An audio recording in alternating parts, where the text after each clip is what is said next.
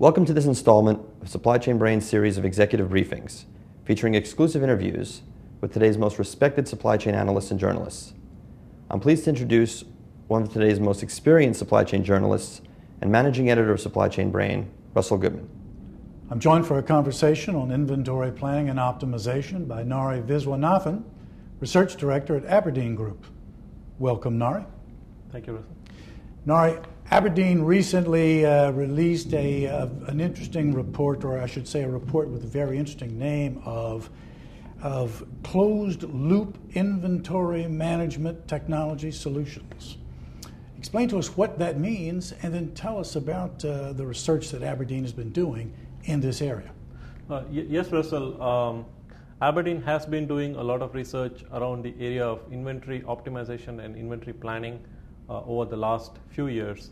And the focus of this year's research that we recently published was around the concept of looking at inventory planning being done by the planning organization and the inventory execution related strategies performed by the logistics organization, and trying to come out with a coherent business process which actually works between both the planning and the logistics phase. So we have divided the process associated with inventory into 7 different steps, and we have identified what are the key areas within which companies need to focus as part of these 7 different steps. And that's why the name called closed loop inventory management, really addressing the point that you need to close the loop between your planning organization and your execution organization. Inventory management is not a siloed process, it's a cross-functional process that touches different organizations, and it's a critical process within your organization. Better take a look at it is the message that we provided for the companies. Well, anytime you talk about a critical process today, we've got to take into consideration the cost of fuel. It's a very timely topic. How does that impact a company's initiative to institute inventory planning and optimization? That is a very important tie-in, actually.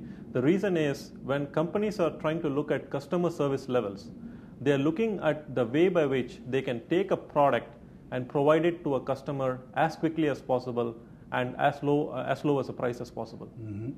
So that's why companies, when they have designed their network, they have created distribution centers, they have created these warehouses that are as close to their customers as possible.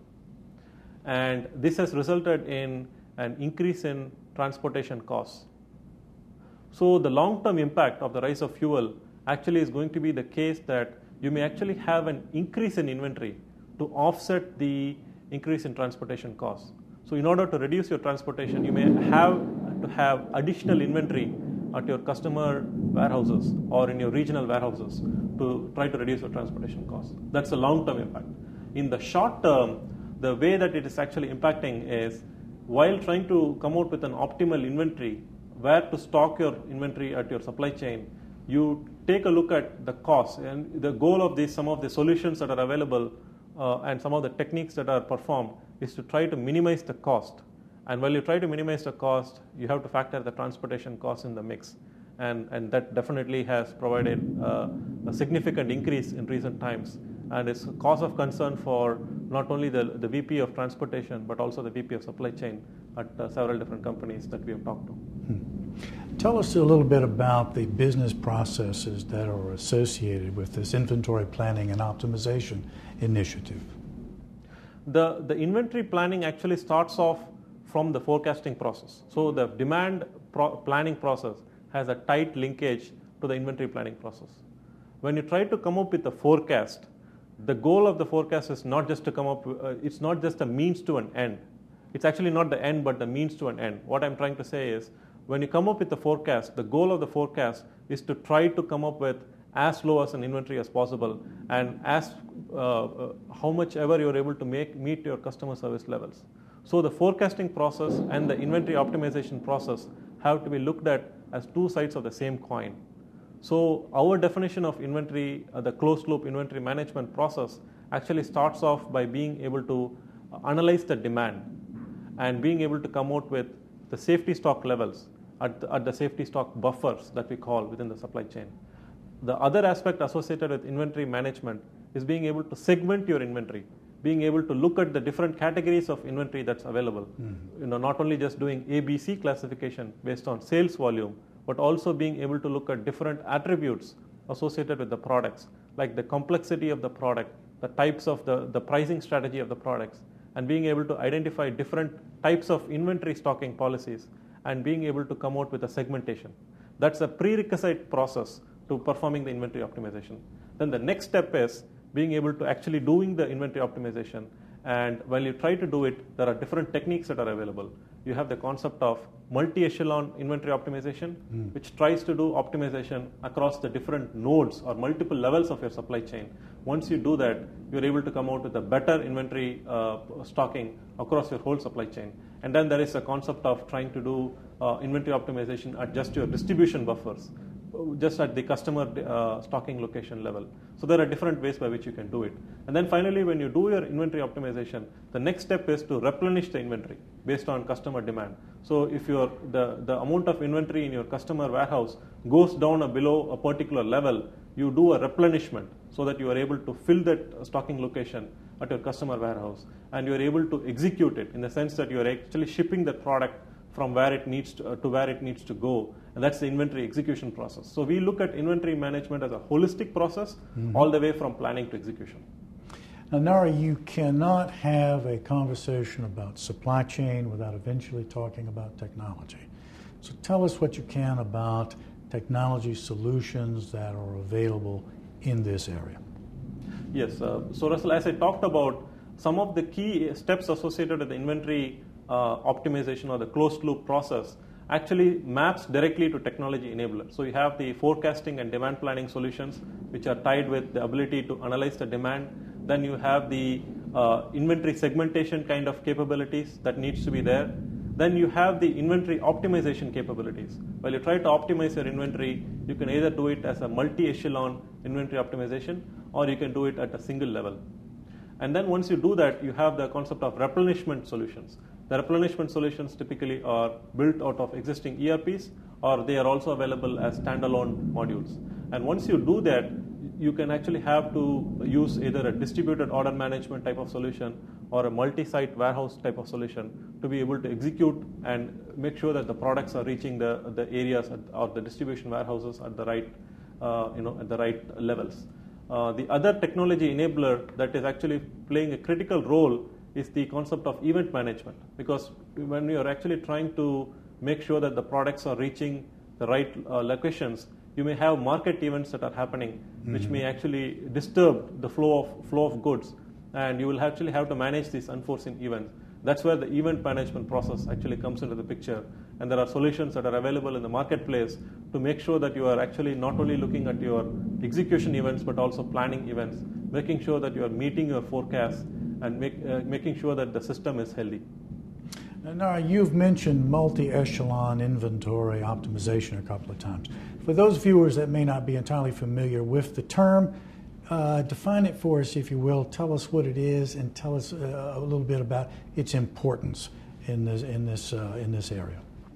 So when you look at the supply chains, either it is either a manufacturing type of company or a distribution type of company, you have different levels in your supply chain. You have your final level where you are building the product and you're shipping it to your customer.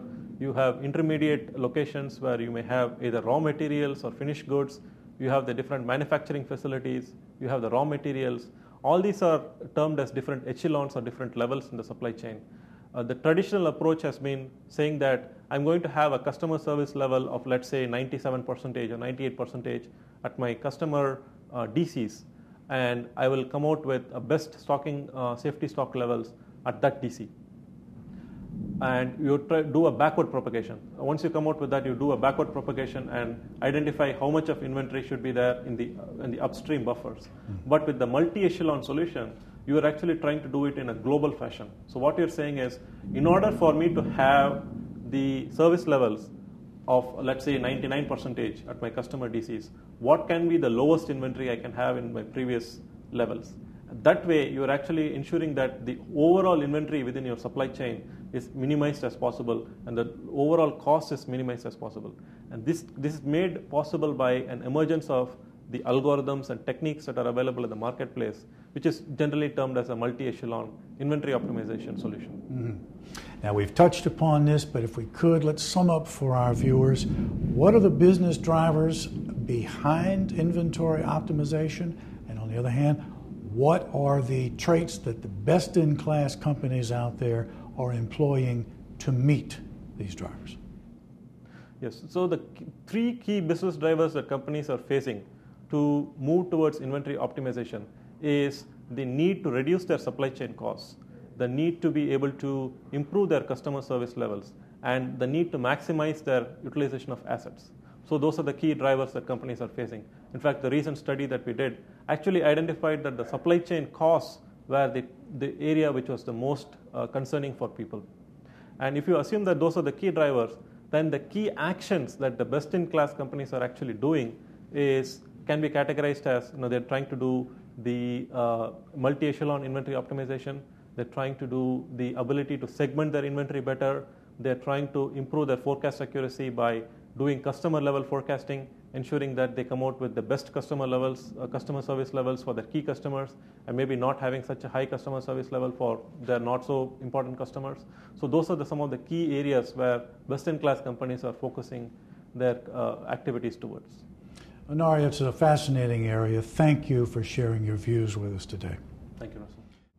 Thank you for watching this installment of Supply Chain Brain's series of executive briefings with Aberdeen Group.